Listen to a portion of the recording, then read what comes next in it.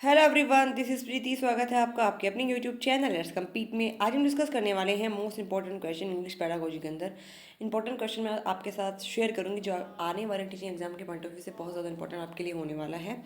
और इस तरीके के क्वेश्चन हर टीचिंग एग्जाम में, स्पेशली सी टेट में या फिर जो आपके स्टेट टेट्स होते हैं उनमें पूछे जाते हैं। चलिए शुरू करते हैं। पहला हमारा जो क्वेश्चन है वो है which is a lexical word. इनमें से कौन सा एक लेक्सिकल वर्ड है? देखो ये क्वेश्चन सी टेट में पूछा हुआ है हु बहू, तो इंपॉर्टेंट है। लेक्सिकल वर्ड से हमेशा क्वेश्चन पूछे जाते हैं, ठीक है। तो देखो, लेक्सिकल वर्ड्स ऐसे शब्द होते हैं जिनका मीनिंग जो है वो डिक्शनरी में दिया दिया गया है। मतलब ये ऐसे शब्द डिक्शनरी में होते हैं जिनका मीनिंग भी दिया हुआ होता है। तो अगर आप इसको देखें तो लव इज़ द माइट में से जो है लव एक लेक्सिकल वर्ड माना जाएगा, मीनिंगफुल वर्ड माना जाएगा। चलिए क्वेश्चन नंबर 2 देखते हैं। While learning about the passive voice form students learn about. जब हम बच्चों को पैसिव वॉइस फॉर्म पढ़ाते हैं, मतलब एक्टिव से पैसिव में चेंज करना सिखाते हैं, तो बच्चे किस चीज़ के बारे में सीखते हैं? आपके ऑप्शंस हैं यूज़ ऑफ बाय, बिल्कुल यूज़ ऑफ बाय भी सीखते हैं। बाय कहाँ पे यूज़ होता है? पैसिव वॉइस जब बनाते हैं तभी बाय यूज़ होता है, तो ये भी सीखते हैं। Position of verbs, position of noun and use of verb form. देखो पोजीशन ऑफ वर्ब नहीं सीखते बिकॉज एक तरीका होता है रूल्स, एक वर्ब लगाने का तरीका होता है, वो वही होता है। एक्टिव में भी वही होता है, पैसिव में भी वही होता है। पोजीशन ऑफ नाउन का भी कोई लेना देना नहीं है। Use of verb form third form use होती है जब हम पैसिवाइज बनाते हैं, ठीक है। तो अब दोनों ही इसके अप्रोप्रिएट आंसर है, यूज़ ऑफ बाय भी, यूज़ ऑफ वर्ब भी। लेकिन आपको ये देखना है कि सबसे ज़्यादा नज़दीक हमारा कौन सा जाता है, सबसे ज़्यादा सही हम किस चीज़ को मानेंगे। तो हम मानेंगे कि यूज़ ऑफ वर्ब फॉर्म को ज़्यादा इंपॉर्टेंस देते हैं जब हम पैसिव वॉइस बनाते हैं, बिकॉज थर्ड फॉर्म का यूज़ होता है वर्ब की। तो इसका जो करेक्ट आंसर होगा question number option option number 4 होगा, ठीक है। कई बार ऐसे क्वेश्चन पूछे जाते हैं जिनमें आपको थोड़ा सा कंफ्यूजन होगा, आपको दो आंसर सही लगेंगे, लेकिन आपको हमेशा मोस्ट अप्रोप्रिएट पे जाना है, ठीक है, जो सबसे ज़्यादा नियरेस्ट सही होगा, ठीक है। चलिए next question. Minimal pairs are usually use to give practice in.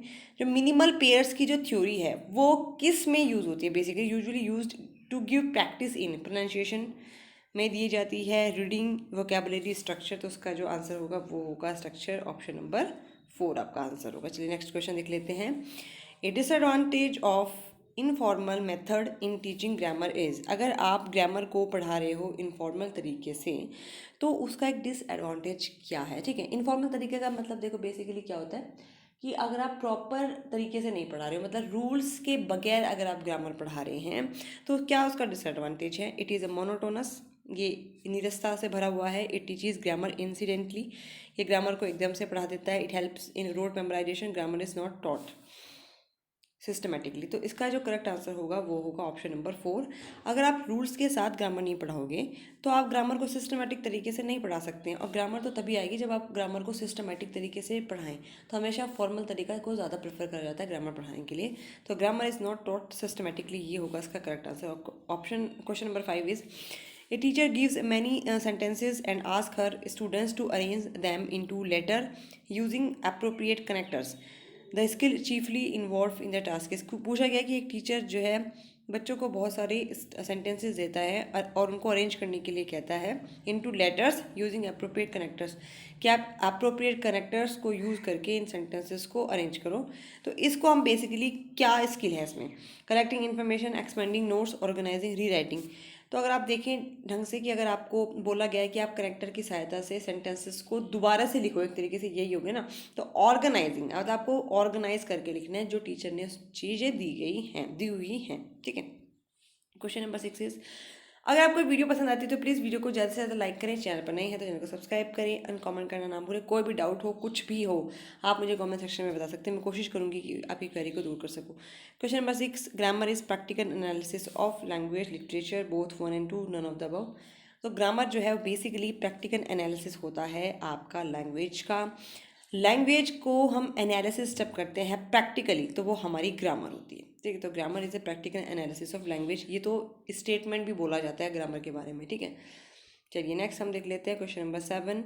One of the objective of teaching English grammar refers to. English grammar पढ़ाने के जो ऑब्जेक्टिव है उनमें से कौन सा ऑब्जेक्टिव है, इनमें से आपको ये देखना है।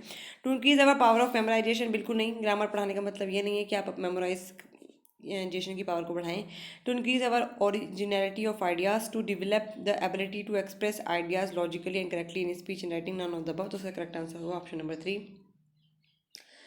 डेवलप करनी है अपने अंदर एबिलिटी को, ताकि अपने आइडियाज़ को आप लॉजिकली एंड करेक्टली बोल सकें, स्पीच में भी और राइटिंग में भी। देखो ग्रामर पढ़ा रहे हो ना, ग्रामर जब बच्चे को आ जाएगी तो वो इंग्लिश को अपने जो उसके थॉट्स हैं इंग्लिश में उनको एक्सप्रेस कर सकेगा अच्छे से और करेक्टली बोल पाएगा और लिख भी पाएगा। तो इसी वजह से आप ग्रामर को पढ़ाते हो, तो ये एक मेन ऑब्जेक्टिव है। नेक्स्ट हमारा क्वेश्चन है, an example of linking adverbial is, एक लिंकिंग जो एडवर्ब होती है उसका एग्जाम्पल बताना है। बहुत सिंपल है, लिंक का मतलब जो दो सेंटेंसेस को जहाँ पे जोड़ा जाता है।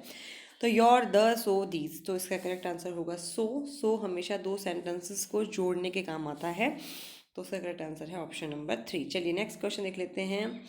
9, filling the blanks, grammar has replace filling the blanks. मतलब आपको बेसिकली इसमें दो ऑप्शन भरने हैं, structure formal, formal functional, functional structural and functional formal. तो उसका करेक्ट आंसर होगा ऑप्शन नंबर 4। फंक्शनल ग्रामर ने आजकल फॉर्मल ग्रामर को रिप्लेस कर दिया गया है।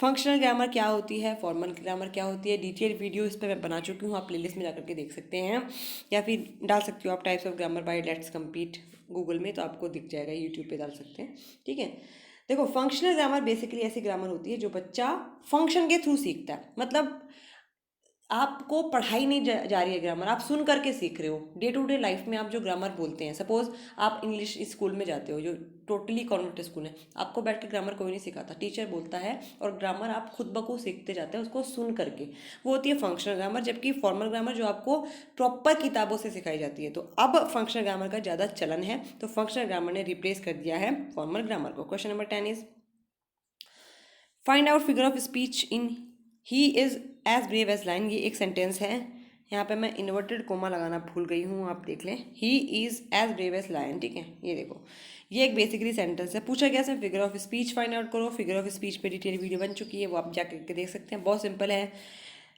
ट्रिक है ये, मैंने ट्रिक से पूरा पढ़ाया हुआ आपको फिगर ऑफ स्पीच, अगर आपने वीडियो देखी है तो आप बता सकते हैं। अगर आपके फिगर ऑफ स्पीच में एज आता है ना, तो वो ऑटोमेटिकली सिमिली हो जाता है, तो उसका करेक्ट आंसर होगा आपका सिमिली।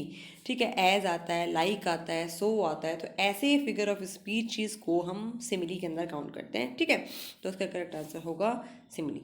तो ये कुछ इंपॉर्टेंट क्वेश्चन मुझे आपके साथ डिस्कस करने थे। आप, आई होप आपको वीडियो पसंद आई होगी और क्वेश्चन समझ आए होंगे। फिर भी कोई डाउट है तो आप मुझे प्लीज़ कॉमेंट सेक्शन में जरूर बताना। फिलहाल के लिए इतना ही, जल्दी मिलते हैं अगली वीडियो में, तब तक के लिए bye bye and take care.